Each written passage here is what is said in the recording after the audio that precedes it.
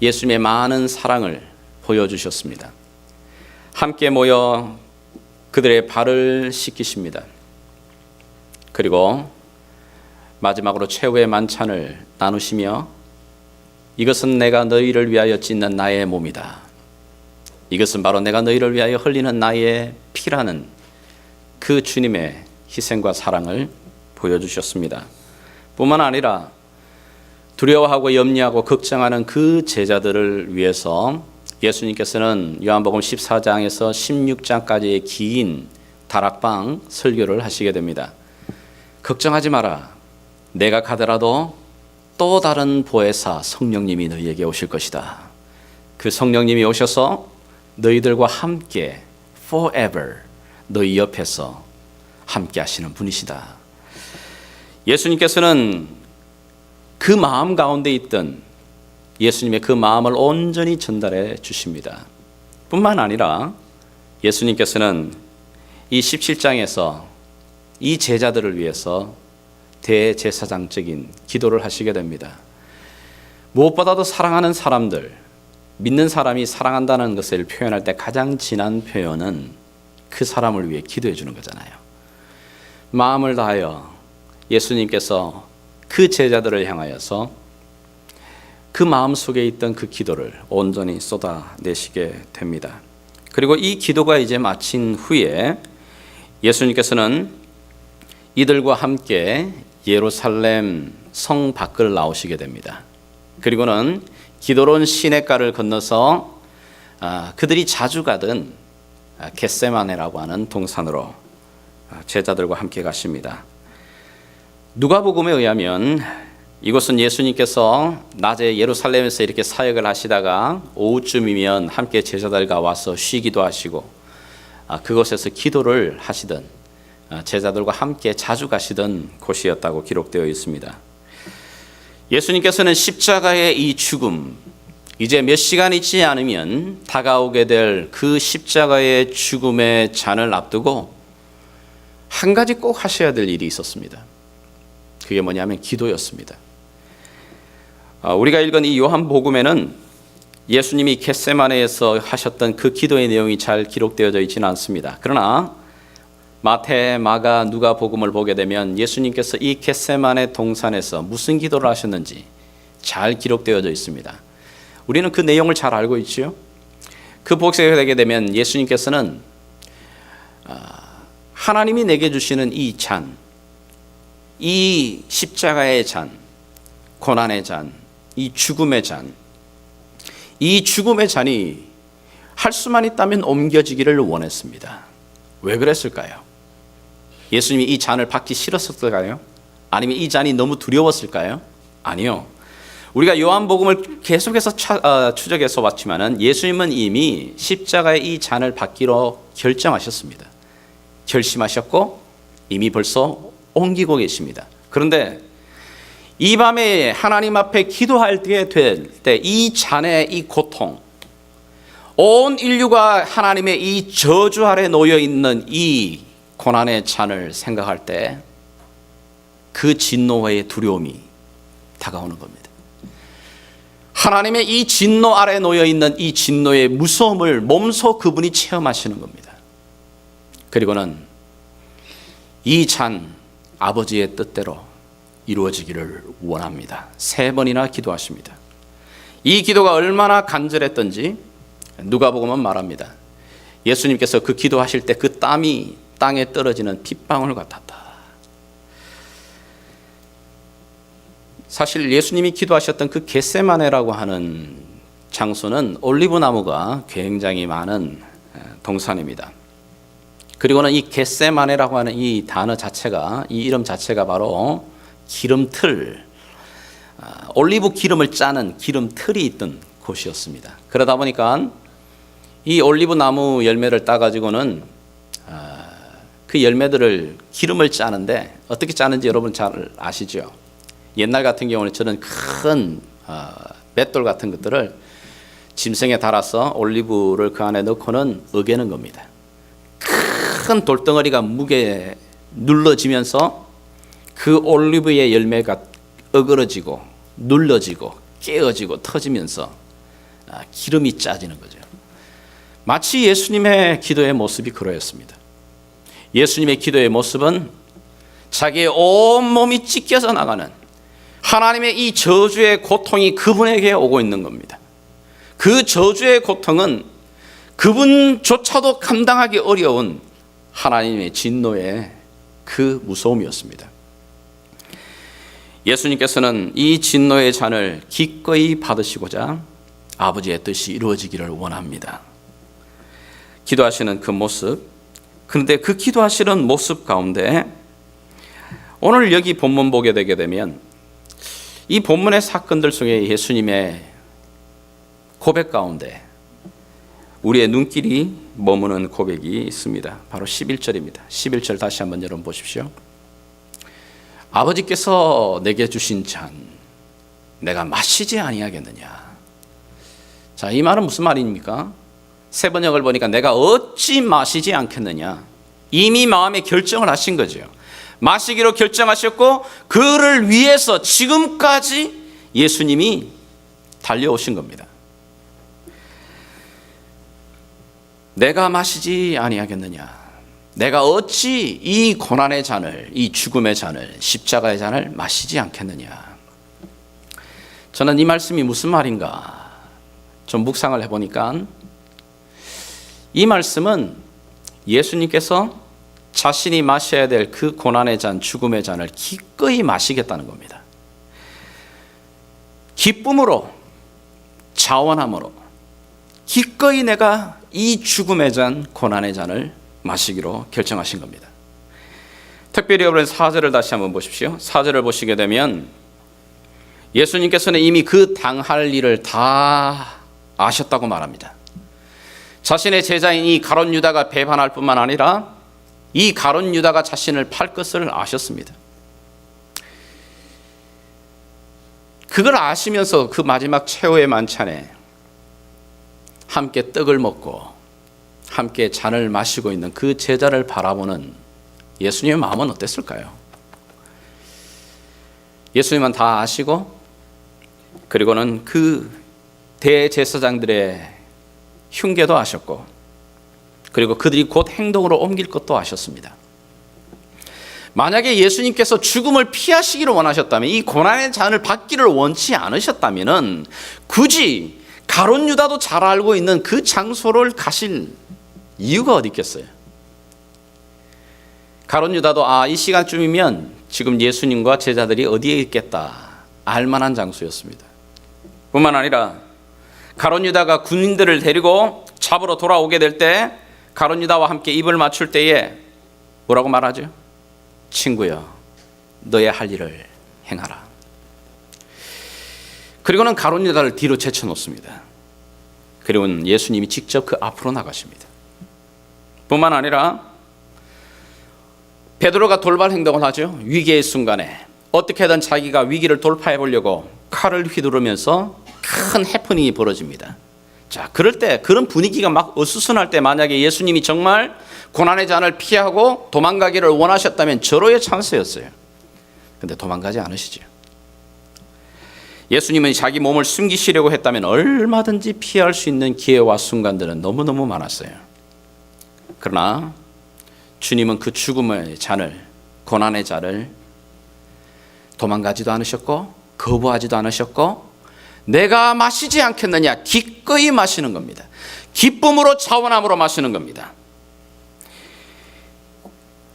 예수님께서는 마태복음을 보게 되게 되면 이 베드로가 막 해프닝이 벌어지면서 군인들이 막 잡으러 오는 이 광경 속에 두려워하게 되자 예수님이 말씀하십니다. 얘들아, 내가 지금 아버지께 구하게 되면 12군단이나 더 되는 천사들을, 천군 천사들을 내가 동원할 수 있는 힘이 없는 줄 아느냐. 예수님은 하나님의 아들로 그런 권세가 계십니다. 그런 능력도 계시고 그렇게 하실 수 있는 분입니다. 그런데 그 일을 하지 않으십니다. 다 하실 수 있음에도 불구하고 주님은 자기의 영광과 권세를 사용하지 않으십니다. 그리고는 아버지께서 허락하신 그 고난의 잔을 묵묵히 기꺼이 기쁨으로 마십니다. 여러분들이 한번 대답해 보십시오. 예수님을 체포한 사람이 누구죠? 예수님을 정말 십자가에 죽인 사람이 누굴까요? 가룟 유다일까요? 아니면 빌라도일까요? 아닙니다. 요한복음이 보여주려고 하는 것은 예수님이 십자가에 죽으시고 예수님이 잡히시고 채찍을 맞으시고 그 모든 일은 예수님 그분이 스스로 하신 겁니다.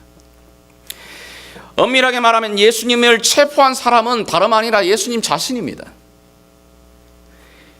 죽인 자도 예수님이십니다. 예수님 스스로 그분이 죽으시는 겁니다.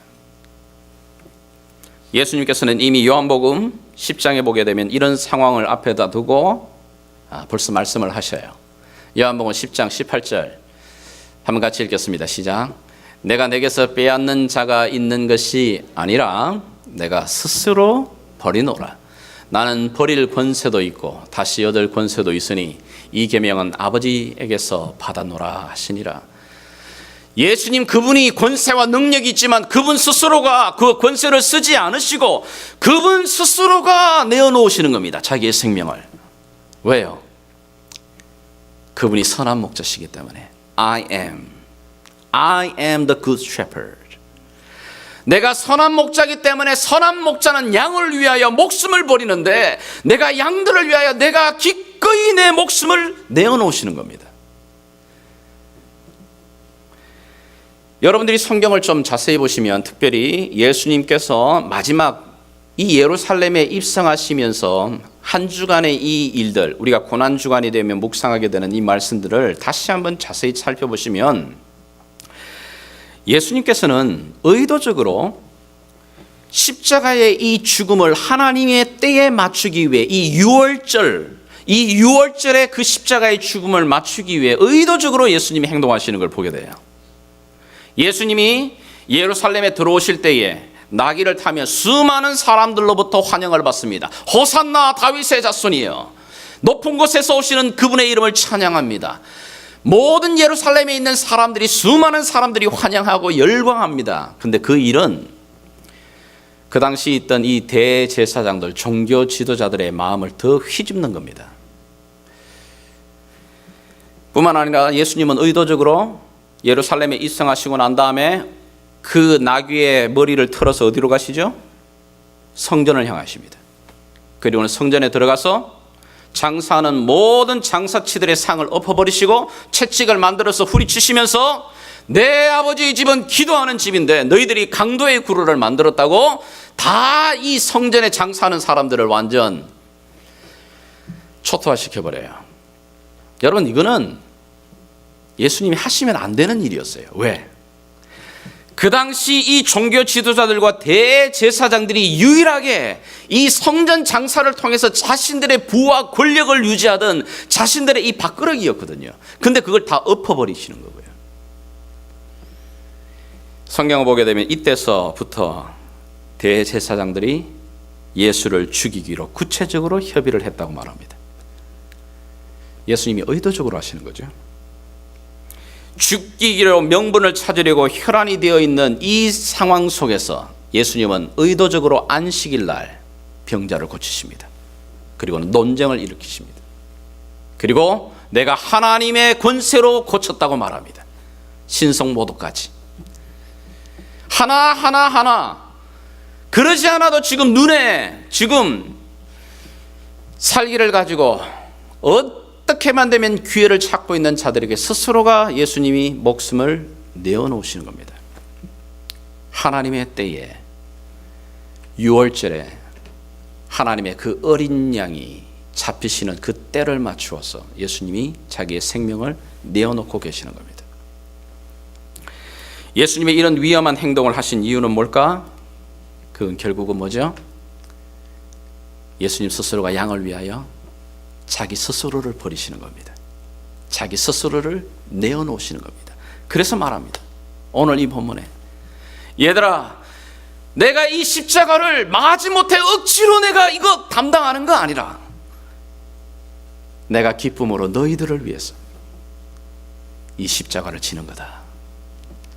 내가 기쁨으로 내 이 십자가의 죽음에 다가오게 될 이 영광의 이 생명을 내가 바라보면서 너희를 위하여 내가 기쁨으로 자원함으로 내가 이 잔을 마시는 거다. 오늘 여러분들이 주님의 이 떡과 잔을 먹고 마실 때 주님의 이 음성이 들려줬으면 좋겠습니다. 사랑하는 자녀들아, 사랑하는 아들아, 딸아, 내가 너를 이마만큼 사랑한다. 이마만큼 내가 너를 아낀다. 너를 위해서라면, 너가 새로운 생명을 얻기를 원한다면 나는 기꺼이 이 죽음의 잔을 내가 들이키기로 결정했다. 내가 다시 하나님 안에서 생명의 능력으로 살아나는 그 은혜를 내가 보기 위해 내가 자원함으로 기쁨으로 내가 이 십자가를 지노라. 두 번째, 오늘 이 본문에 나타나는 예수님을 보면 예수님은 정말 억울함에도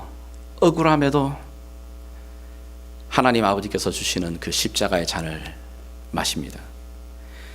오늘 예수님께서 겟세마네 동산에서 한밤중에 이 대제사장이었던 안나스라고 하는 집으로 끌려가시게 됩니다. 여러분 12절과 13절을 보시게 되면 이 안나스라고 하는 사람, 이 안나스는 지금 현재의 제사장은 아닙니다. 대제사장이었던 사람이죠. 그리고 현재의 대제사장인 가야바의 장인입니다. 사실 이 안나스라는 사람은 굉장히 참 악질적인 사람이었어요. 자기 민족을 등에 업고 로마 제국의 아부를 하면서 대제사장의 자리를 얻은 사람입니다. 원래는 대제사장의 계보와 가문으로 이어질 사람이 아니었어요. 근데 이 권력의 아첨을 하면서 대제사장의 자리에 오르죠. 그리고는 그가 9년의 자리에 그곳에 있으면서 자기의 아들 넷을 다 대제사장의 자리로 올려놓습니다. 참 끌발 좋은 사람이에요. 뿐만 아니라 성전의 이 장사를 통해서 모든 이유를 빼어들여서 부정축제를 하는 사람입니다. 그런데 어쩌다가 새롭게 바뀐 로마의 황제의 눈밖에 나서 면직을 당해버립니다. 면직을 당하지만 자신의 사위가 또 그 대제사장 자리를 지금 지키고 있는 상황입니다. 자, 그런데 대제사장이었던 이 안나스, 지금은 대제사장이지도 않지만은 이 안나스가 예수님을 겟세마네 동산에서 체포하고 난 다음에 제일 먼저 자기의 집으로 데리고 오죠. 그리고는 한밤중에 예수님을 청문회하고 있는 겁니다. 그럴 만한 권세도 그럴 만한 직위도 없는 사람이에요. 근데 예수님을 한밤중에 자기 집에 불러서 청문회를 할 때 어떻게 하죠? 예수님의 죄를 들춰내려고 하는 거죠. 사실은 이 유대인들이 특별히 대제사장이 믿고 따르는 이 당시 율법 그리고 그들의 탈무드를 보게 되면 재판은 밤중에 하게 되어 있지 않습니다. 오늘날에도 여러분 재판 밤중에 하는 재판 보셨어요?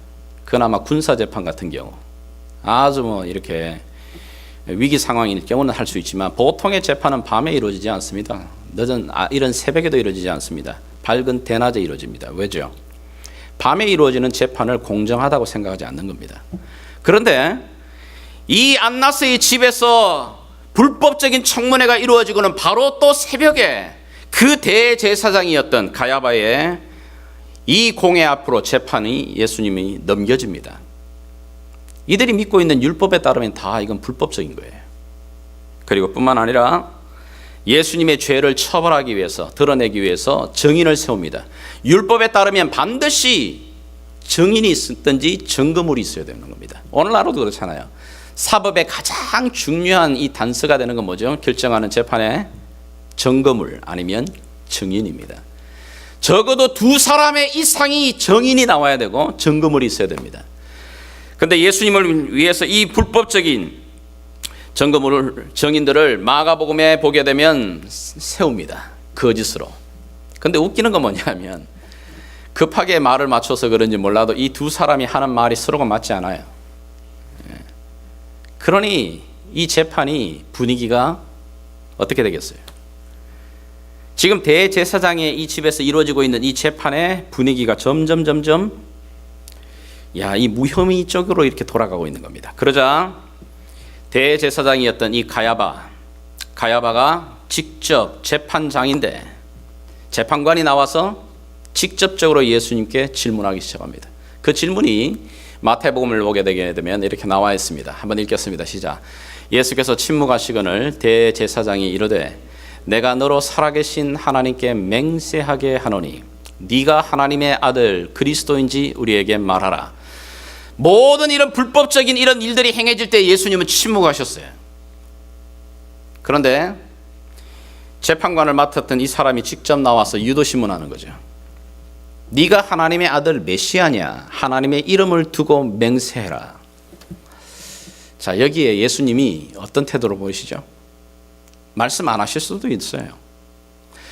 이 대답에 어떤 대답을 하느냐에 따라서 분위기가 그리고 이 결과가 어떻게 나올지 뻔히 알 수 있는 상황입니다. 그런데 이 상황에서 예수님이 뭐라고 대답하시냐? 예수께서 이르시되 네가 말하였느니라. 그러나 내가 너희에게 이르노니 이후에 인자가 권능의 우편에 앉아 있는 것과 하늘 구름을 타고 오는 것을 너희가 보리라. 예수님이 여기서 세 가지 말해요. Are you Messiah? Yes, 너가 그렇게 말했다. 내가 메시아다. 뿐만 아니라 내가 바로 십자가의 죽음 후에 하나님의 그 영광의 보좌의 우편에 앉게 될 것이다. 그리고는 장차 내가 권능의 영광으로 너희들에게 와 심판할 왕으로 너희들에게 올 것이다. 이 말을 들으니까 그럼요, 그 주변에 있는 대제사장들이 옷을 찢으면서 뭐라고 말합니까? 기회를 잡은 거잖아요. 봤냐고, 들었냐고, 더 뭘 말할 필요가 있느냐고. 그리고는 그때부터 모든 그 당시 주변의 사람들이 침을 뱉고 집단 폭행하기 시작하는 거죠. 지금 무슨 얘기냐면 예수님이 지금 겟세마네 동산에서 잡혀서 재판받으시는 이 모든 과정들은 다 불법입니다. 밤에 끌려오시는 것도 불법이고 새벽에 이 재판이 이루어지는 것도 불법이고 거짓 증인들을 세우는 것도 불법이고 그리고 율법에 명시된 대로 이러하다고 한 사람 자기의 이 말했던 그 한마디 말로 재판의 결정을 내버리고 재판관이 스스로가 내려와서 유도신문을 해나가는 이 모든 과정들이 다 불법이에요. 자기들이 믿는 율법을 철저히 어겨가면서 불법을 행하고 있는 겁니다. 그러나 주님은 그런 모든 억울함에도 묵묵히 받으십니다. 묵묵히 그 잔을 받으시는 겁니다.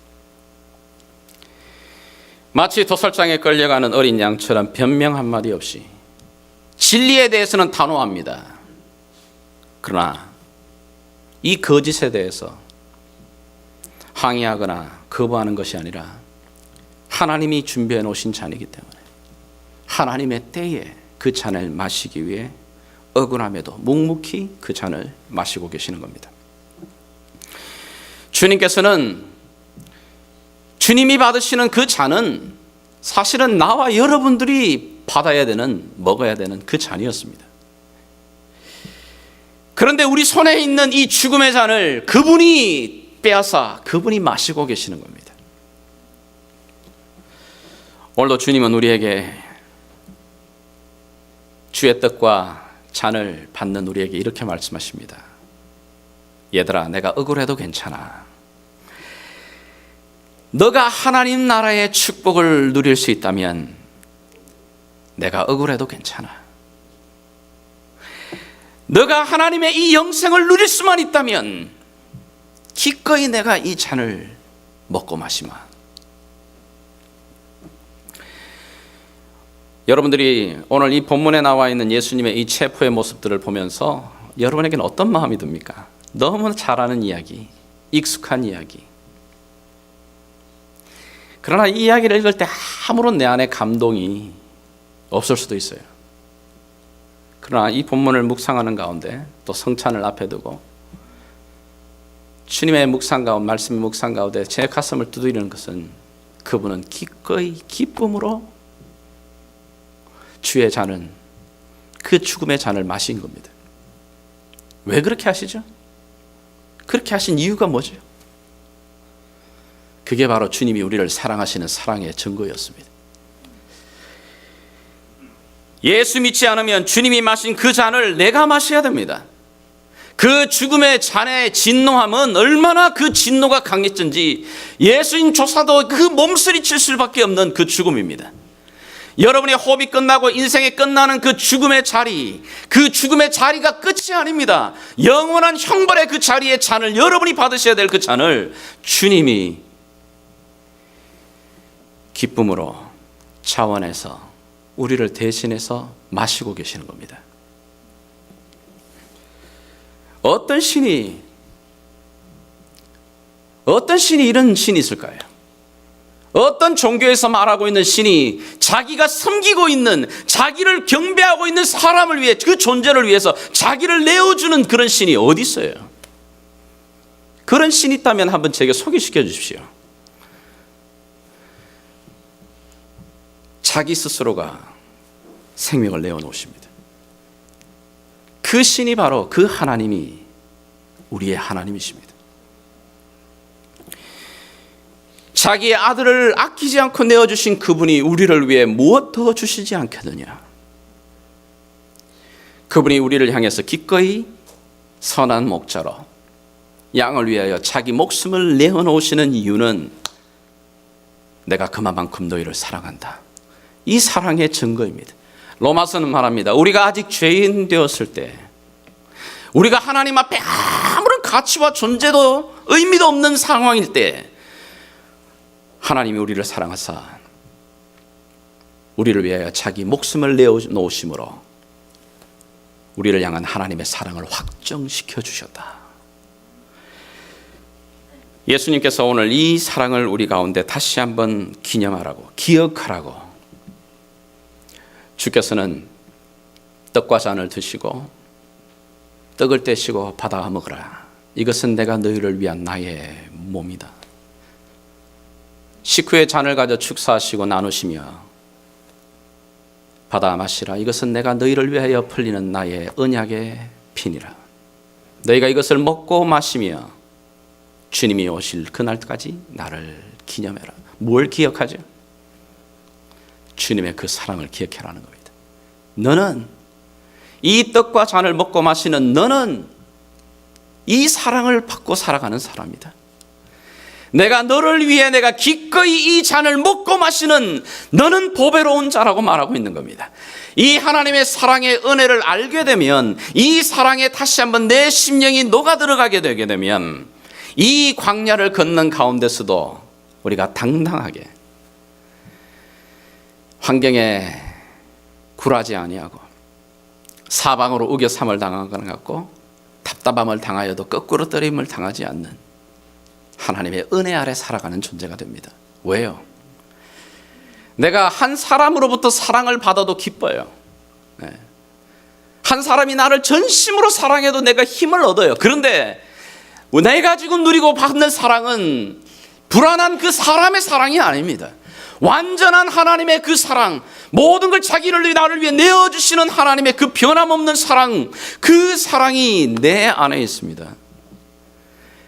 내가 뭐 잘났다고, 내가 뭐 하나 특별한 것도 없는데 주님이 나를 먼저 선택하셨습니다. 먼저 나에게 다가오셨습니다. 그리고 먼저 기꺼이 기쁨으로 내가 먹어야 될, 내가 받아야 될 그 잔을 그분이 마시셨습니다. 주님께서 오늘도 우리의 삶 가운데 이 사랑의 흔적으로 우리에게 새기시기를 원합니다. 오늘 주의 떡과 잔을 먹고 마실 때 기도하는 가운데 주님이 우리에게 들려주시는 이 음성이 다시 한번 들렸으면 좋겠습니다. 아버지께서 내게 주신 이 잔을 내가 너를 위해 기꺼이 마시노라.